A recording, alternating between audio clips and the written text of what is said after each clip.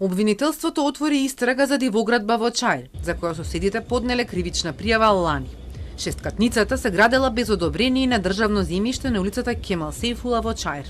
Состојбата во која се наоѓа објектот ја констатирал овластен судски вештак, велат од обвинителството. Осомничениот како управител на правно лице се јавува како инвеститор на градбата, стамбена зграда со деловни простори и катност П0 плюс П плюс 6 плюс ПК, наменети за продажба.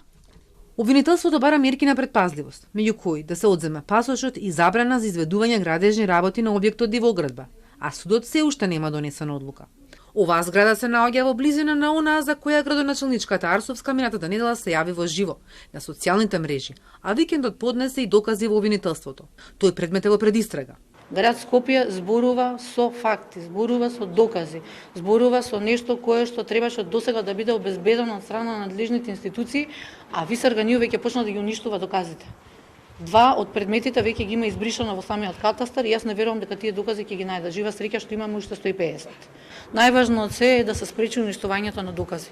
Доколку тие не влезат во општината Чаир да ги обезбедат доказите, тогаш ние ви кажав, немаме ниту правен поредок, ниту имаме правна држава, ниту имаме владење на правото во Република Македонија. Телма претходно објави дека во обвинителството повеќе од 2 години има предистрага за предмет, со кој антикорупцијска комисија во 2023 побарала поведување на кривична одговорност за градоначалникот Ганиу и главниот градежен инспектор, а се однесува на дивоградба во населбата Дуќанџик. Од обвинителството велат дека општина Чаир не им доставила податоци за бараната парцела, туку за друга, па писмено се обратиле до Министерството за транспорт за да изврши надзор и увид. Одговор од Министерството се уште не добиле.